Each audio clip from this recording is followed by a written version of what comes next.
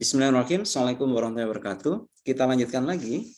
Setelah kita menyusun laporan keuangan, maka sebenarnya dalam siklus akuntansi secara lengkap itu ada langkah penutup. Langkah penutup itu apa? Yaitu langkah di mana kita akan mengenolkan lagi akun-akun pendapatan dan akun-akun beban, sehingga nantinya akun-akun tersebut bisa dipakai untuk mengakumulasi lagi ya, untuk mengakumulasi transaksi di periode berikutnya. Mengapa demikian? Supaya ketika kita menyusun laporan keuangan itu tidak kumulatif, tapi per periode gitu ya. Kalau tidak dinolkan lagi kan nanti nambah terus. Jadi tidak logis gitu ya, laba ruginya kok makin meningkat gitu ya, labanya kok meningkat terus seperti itu. Ya, sehingga tidak bisa diperbandingkan karena laporan keuangan itu harus bisa diperbandingkan antar periode gitu ya. Nah, langkah penutupan ini ada 4 langkah ya. Kalau nanti secara teori mungkin teman-teman akan diperkenalkan dengan istilah akun-akun temporer gitu ya. Akun-akun temporer itu akun-akun laba rugi. Itu harus ditutup supaya bisa digunakan di periode berikutnya untuk mengakumulasi. Sedangkan akun-akun neraca itu akun-akun permanen. Dia dibuat untuk mengakumulasi dari awal berdiri perusahaan sampai perusahaan itu sudah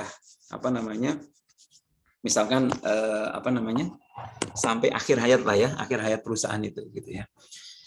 Nah, langkah penutupan itu ada 4. Yang pertama adalah menutup akun-akun pendapatan. Akun-akun pendapatan ditutup kemana? Sebenarnya nanti ujung-ujungnya ke ekuitas, ke langkah 3. Tetapi kita ada, kalau misalkan pendapatannya banyak, itu kita punya akun namanya akun perantara dulu, namanya income summary atau ikhtisar laba rugi. Jadi pendapatan ditutup ke ikhtisar laba rugi, beban ditutup ke ikhtisar laba rugi. Nah, penutupan itu gimana? Kalau pendapatan kan saldonya di kredit, ditutup berarti di debit. Lawannya adalah ikhtisar laba rugi.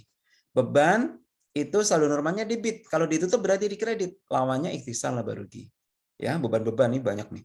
Kemudian jadi bukan total beban ya, tetapi ini makanya saya menggunakan istilah akun-akun. Ini maksudnya rinci, detail per akun.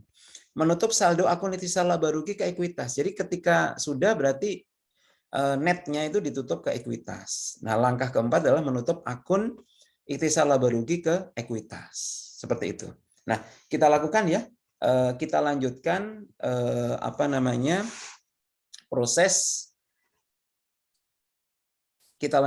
proses penyusunan jurnal penutup dulu.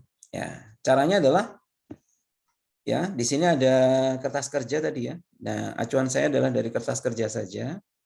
Di sini kan ada akun-akun akun-akun pendapatan dan beban kan yang mau kita tutup. Nah, udah ini aja. Nanti teman-teman pindahkan saja. Ini bisa dilihat dulu ya. Ini misalkan pendapatan jasa. Ini saya masukkan ke jurnal penutup dulu nih. Dia saldonya kredit, berarti saya debit. Ya. Debit. Lawannya nanti adalah ikhtisar laba rugi. Ya, ikhtisar laba rugi. Nanti di modul praktikum harusnya ada akun ini ya. Kalau enggak nanti bisa ditambahkan saja. Kodenya 399 gitu ya. Nah, kemudian tanggalnya ini tanggal penutup itu berarti bisa kita tanggali di awal periode berikutnya bisa juga gitu ya. Misalkan 1 Januari 2023 atau di akhir periode persis ketika semuanya sudah selesai laporan keuangannya gitu. Ya. Ketika sudah selesai semuanya, itu bisa juga gitu ya. Ya, bisa juga tanggal 1 Januari 2023 untuk jurnal penutup gitu ya. Tapi bisa juga 31 Desember ya. Tapi kalau kita melihat kata-kata istilah penutup itu harusnya di akhir periode. Gitu ya. Ya, kalau kita ada kekhawatiran nanti kalau pakai sistem ini bisa tercampur. Nah, ini kan masalah teknis saja gitu ya. Nah, jurnal penutup ini nanti bisa kita kasih nomor bukti memorial sebenarnya. Ya. Ini sementara saya tuliskan misalkan nomor buktinya seperti melanjutkan yang sebelumnya, misalkan begitu. Ya. Ini jurnal untuk penutup nih. Ini memorial sebenarnya. Jadi bukan bukti transaksi. Ya. Nah, ini kita tutup. Nah, berapa angkanya itu melihat dari kertas kerja. Angkanya berapa di sini pendapatan? 25 juta. 25 juta ditutup di debit 25 juta. Nah, nanti penjelasannya adalah jurnal penutup. Udah gitu aja. Gitu. Nah, kemudian yang berikutnya ini sama saja, nomor bukti dan tanggalnya. Nah, yang kita tutup apa? Yang kita tutup adalah beban. Beban itu saldonya debit. Berarti harus kita tutup, kita kredit. Nah, kita tutup, kita kredit. Ini nanti debitnya apa? Ikhtisar laba rugi, kreditnya ini. Ini debitnya ikhtisar laba rugi ini. Saya karena pakai Excel biar cepat copy paste aja ya. Karena saya memberikan ilustrasi soalnya. Biar tidak terlalu lama. Nah, ini saya copy paste dari kertas kerja angkanya ya. Andi apakah perlu menjorok lagi? Oh boleh. Juga perlu menjorok boleh. Ya secara ini ya. Tapi secara pengolahan data sebenarnya nggak ada masalah. Yang penting angkanya letaknya di mana gitu. Ini akun perantara ini sebenarnya dibutuhkan manakala ininya banyak gitu. Kalau enggak langsung ke ekuitas gitu bisa juga. Tapi juga ada maksud dan tujuan juga supaya untuk mencerminkan oh ada selisihnya laba atau ruginya berapa sih untuk bisa mencocokkan juga gitu ya. Jadi saya sarankan sih masih tetap menggunakan akun perantara ikhtisar laba rugi. Nah, nanti di langkah ketiga, ini langkah ketiga tadi apa? Menutup saldonya ikhtisar laba rugi.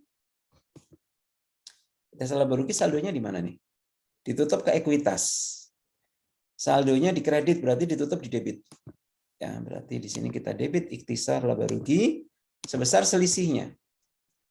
Ya, ini dikurangi dengan 15.600. Oke, ini lawannya apa? Lawannya adalah ekuitas. Lawannya ekuitas. Ekuitas. Di mana ya ekuitas? Nah, ini dia. Lawannya adalah modal nona IKA.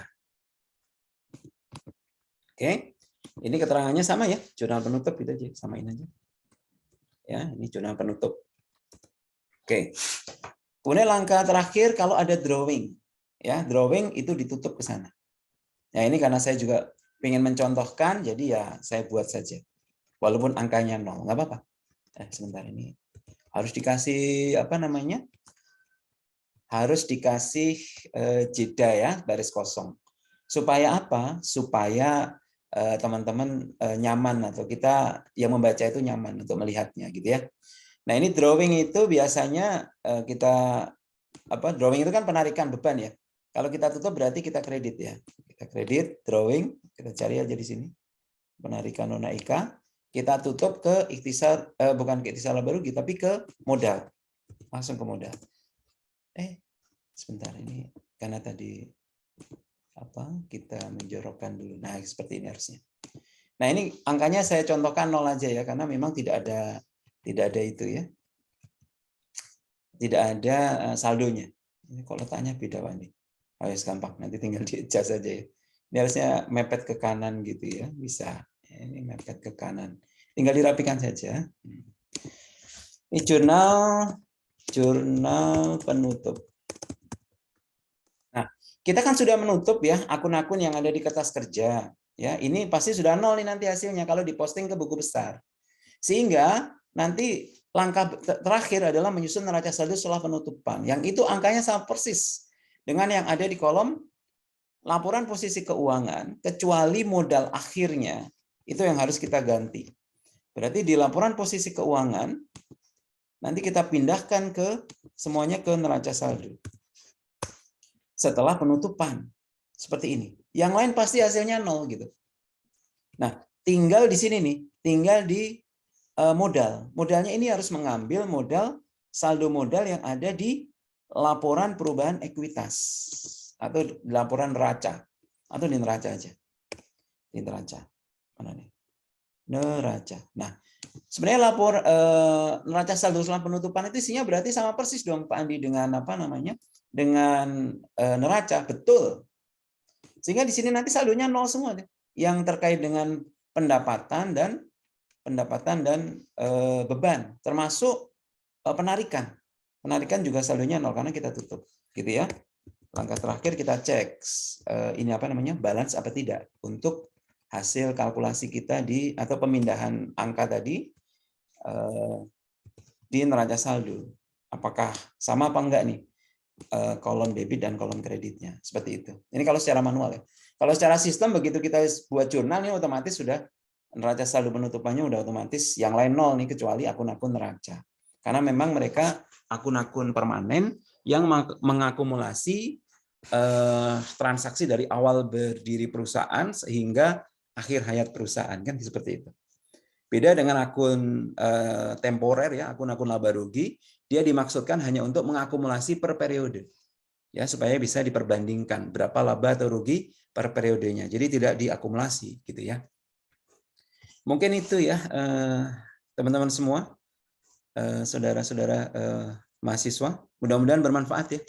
Mudah-mudahan bermanfaat, dan dengan demikian kita sudah menyelesaikan satu siklus lengkap ya, proses penyusunan laporan keuangan perusahaan jasa dan diakhiri dengan menyusun neraca saldo setelah penutupan. Semoga bermanfaat. Wassalamualaikum warahmatullahi wabarakatuh.